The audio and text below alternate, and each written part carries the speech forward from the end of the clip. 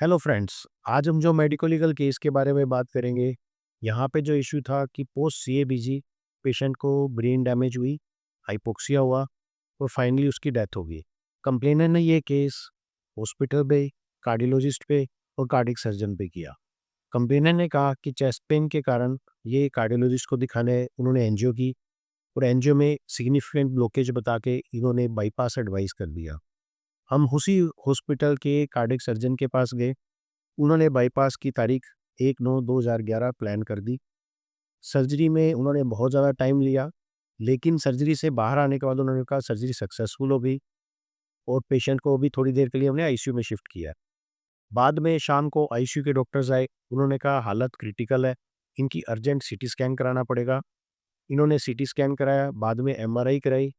MRI में इन्होंने बताया कि ब्रेन में अच्छा खासा सिग्निफिकेंट डैमेज हो गया और उसके बाद पेशेंट हमारा काफ़ी लंबे टाइम तक वेंटिलेटर पे रहा, ब्रेन वेजिटेटिव स्टेट पे रहा। फाइनली इन्होंने अपनी दूसरी ब्रांच में शिफ्ट कर दिया और वहाँ पे भी पेशेंट थोड़े लंबे टाइम तक चला एंड फाइनली 2013 में पेशेंट एक्सपायर हो गया। तो इन्होंने पोस्टमार्टम भी कराए और इन्होंने बाद में दिल्ली मेडिकल काउंसिल में भी कंप्लेंट डाली और एक इन्होंने एक्सपर्ट ओपिनियन दी जो कह रहा था कि नेग्लिजेंस है। तो इन्होंने ये माना कि ये सब कुछ इंट्राऑपरेटिव हुआ है ड्यूरिंग सर्जरी एनेस्थीसिया के टाइम, तो रेस इप्सा लिक्वेटर एप्लीकेबल है।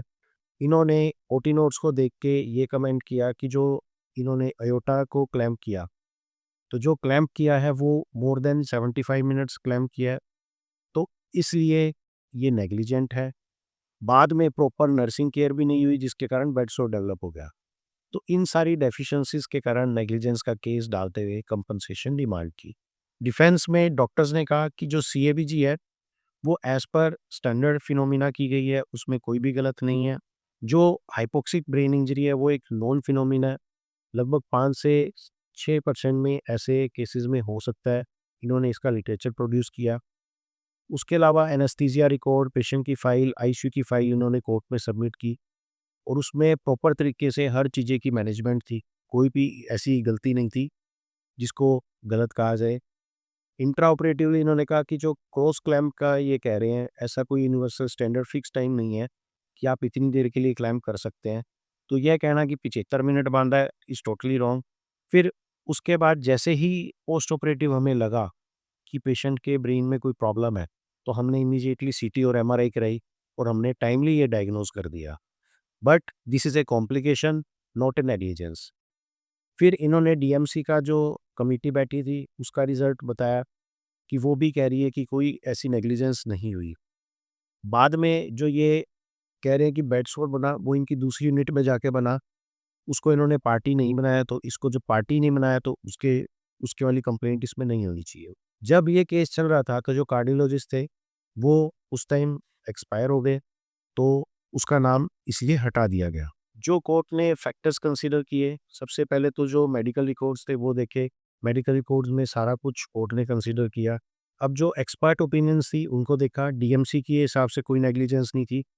एक जो कंप्लेनेंट ने एक डॉक्टर की कंप्लेंट एक्सपर्ट ओपिनियन के तौर पे फाइल की थी, उसके हिसाब से नेग्लिजेंस थी। लेकिन कोर्ट ने कंसीडर किया जो ये डॉक्टर है ना कार्डियोलॉजिस्ट है, ना ये एनेस्थेटिस्ट है, ये सिंपल एमडी है, तो ये स्पेशलिस्ट नहीं है, इसलिए इन्होंने इनकी एक्सपर्ट ओपिनियन को जस्ट कंक्लूसिवली माना क्योंकि उसमें कहीं डिटेल नहीं थी, तो उसको कोर्ट ने डिसमिस कर दिया।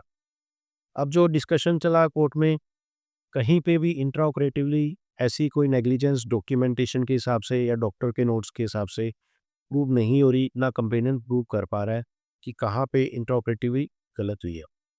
जो क्रॉस क्लैंपिंग का टाइम का ये आर्गुमेंट दे रहे हैं, जो पेपर दे रहे हैं, वो जस्ट एक ऐसा है कि भई 30 मिनट में ये काम हो गया।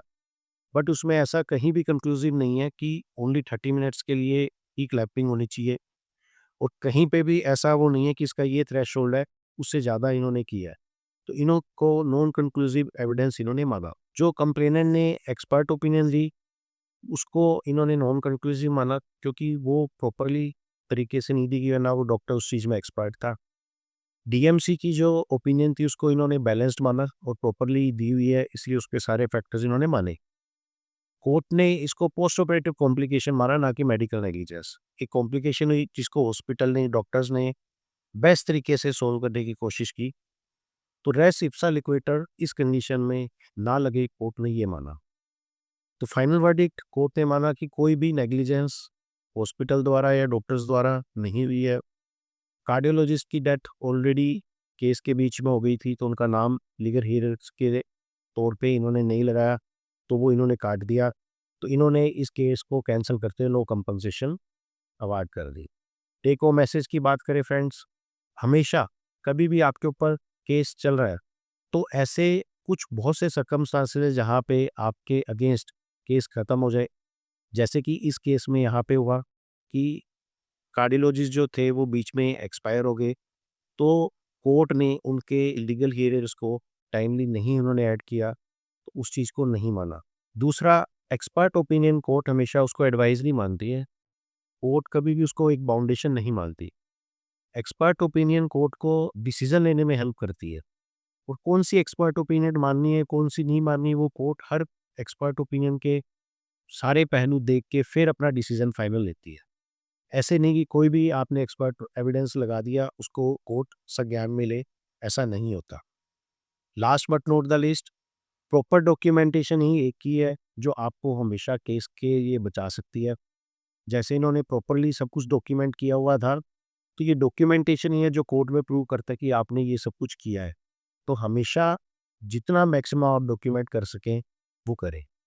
थैंक यू फ्रेंड्स, आपकी कोई भी क्वेरी है तो इस वीडियो के नीचे अपने कमेंट्स डाल के आप पूछ सकते हैं। इस वीडियो को अधिक से अधिक शेयर और सब्सक्राइब करो ताकि लो के वर्ड हर डॉक्टर को पता हो और वो अपनी प्रैक्टिस बिल्कुल आराम से कर सके बिना किसी डर के। Thank you friends.